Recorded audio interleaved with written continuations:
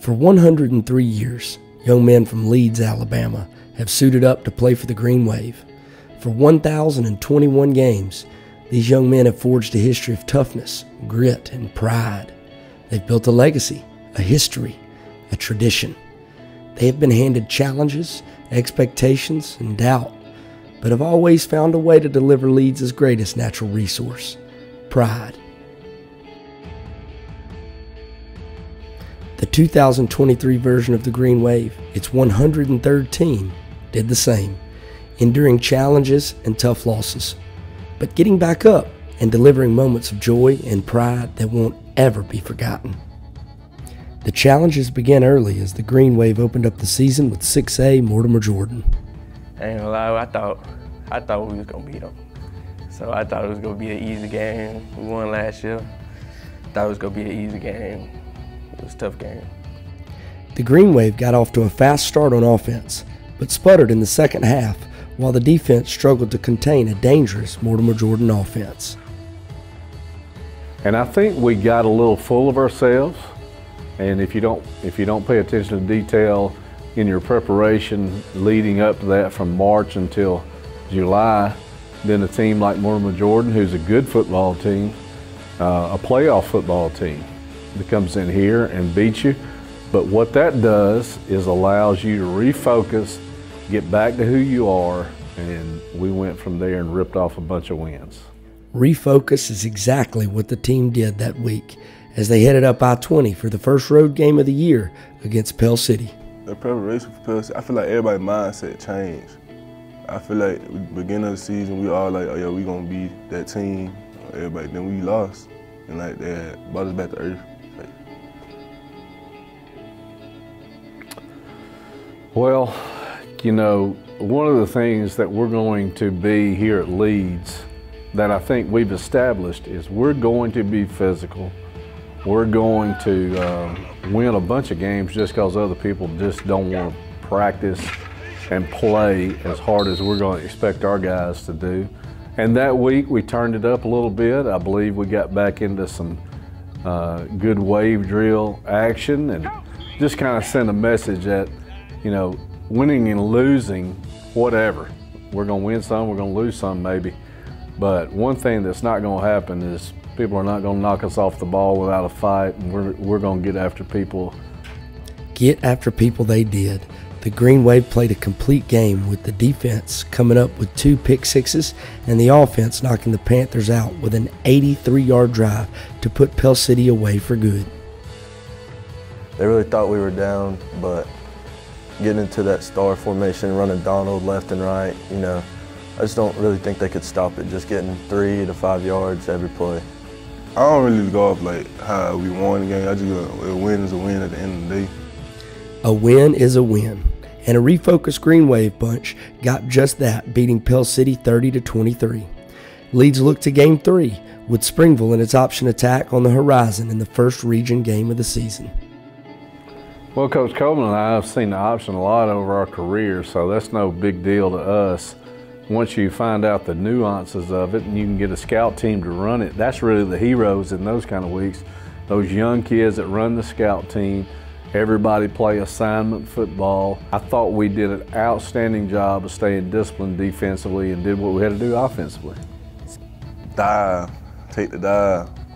Take the dive. Take the dive. I love it. They took the dive, and the offense took the ball and delivered gut punches to the Tiger defense, most notably with an 8-minute and 54-second second half drive that secured a 23-7 win for the Greenwave. Next up, Leeds headed back home to celebrate senior night and take on region foes St. Clair County. Leeds was without quarterback Connor Nelson that night, but found a way to roll with the help of a few exceptional performances. Hey, Connor was hurt, so Sam came in, and what I remember is we didn't change much. We just stayed kind of what we were. Maybe didn't run the quarterback quite as much, but he operated beautifully, had some great balls. Certainly earned the nickname Sammy Dimes in that game, but I was proud as heck of him, and what a fun night. What another fun night here at Leeds. Cornerback Jeremiah Hall also came up big against his former team, raking in a pick six. He ran a little curl. Next thing you know, I seen the ball, caught on the sideline, took it right to the crib. It was all smiles on senior night as the Green Wave rolled 34-0 over St. Clair County and prepped for a homecoming matchup with the Aggies from Sylacauga.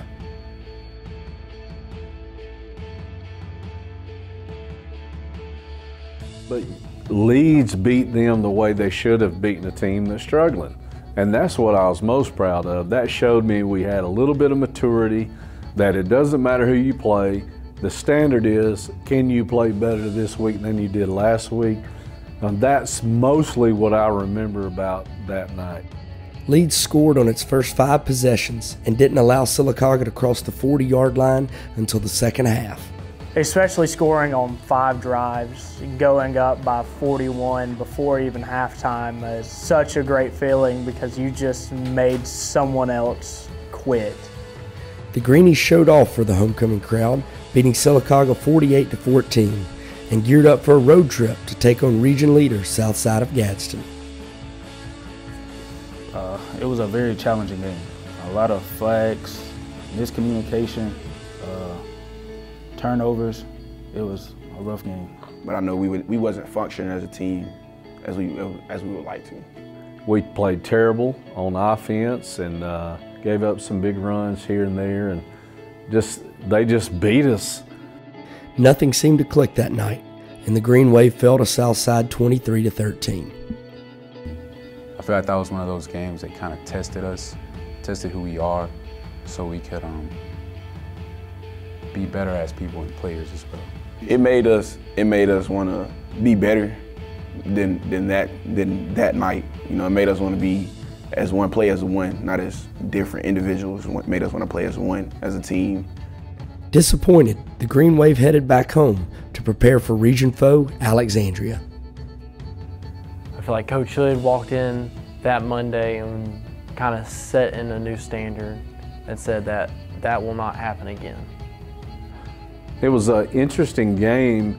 You're coming off Southside loss. Everybody's pissed off because we lost to Southside, and then we come out and just run the football down a team's throat, leading 41-0 at halftime. That's the statement that I wanted us to see, because what you're trying to do is find the team's buttons to push so that they're peaking going into the playoffs. And I thought that started us on the right track for the rest of the year. A statement indeed. Leeds beat Alexandria 48-14, but the Green Wave wasn't done making statements just yet.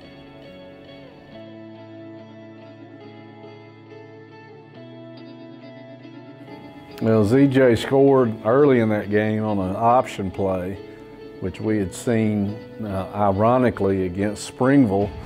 Some problems that we thought we could take advantage of against Moody, and ZJ Dale just played incredible.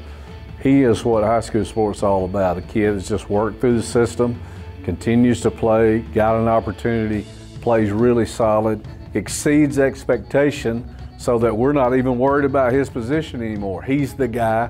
We know he's the guy. He just did an incredible job.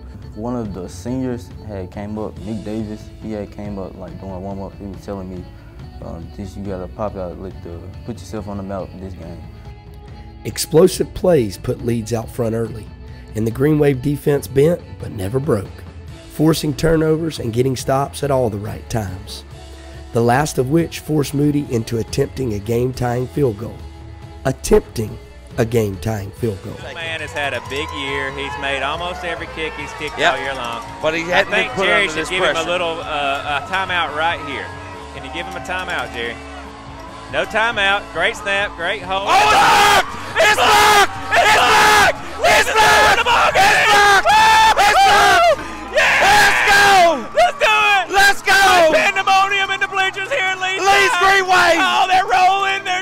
It's amazing. At the end of the day, it's too much heart. Too much greedy, bud. It's too much Way green. too much green. And it always will be. Just got to be different playing at Leeds. You play for Leeds. You're a Leeds Greenwave. And if you're that, then that means something on these kind of games. And I was just proud as heck. It was indeed too much greenie.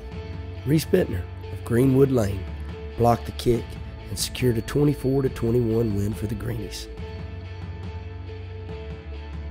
Leeds hit their stride over the next 2 weeks, defeating Lincoln and Centerpoint, outscoring opponents 52-14. In this 2-game span, the offense busted loose for 671 yards, while for the defense, 4 became the magic number, giving up 4 yards rushing against Lincoln and creating 4 turnovers against Centerpoint.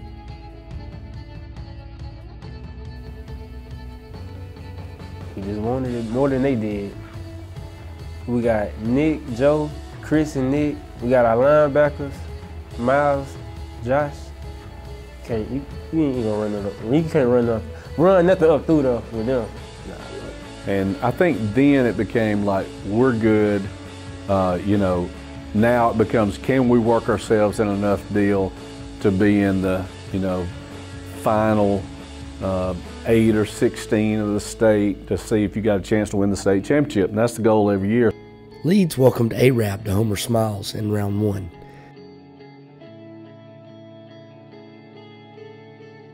So all that week, we were concerned. I was very concerned about this game. I thought defensively they had a great plan. Offensively, they did enough good stuff that they could expose you a little bit if you wasn't ready to play. And then we had the whole side story of one of the coach's daughters in a coma. So we do a little recognition for her and pray for her before the game. And all those things, just all those stories that go into your kids at Leeds. We got a big playoff game, but this is real life. I remember talking to them before the game. It wasn't even about football. It was about, that's real life.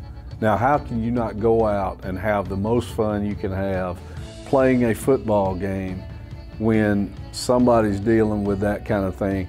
Don't waste this opportunity. And boy, did our kids show out. Defensively played fantastic. Offensively, just had a really good night, and man, I was excited. This is, I think, the 3rd straight year maybe that we've hosted a first-round playoff game. We've got a good thing going here at Leeds, won a bunch of ball games, and just outstanding representation of what we are at Leeds.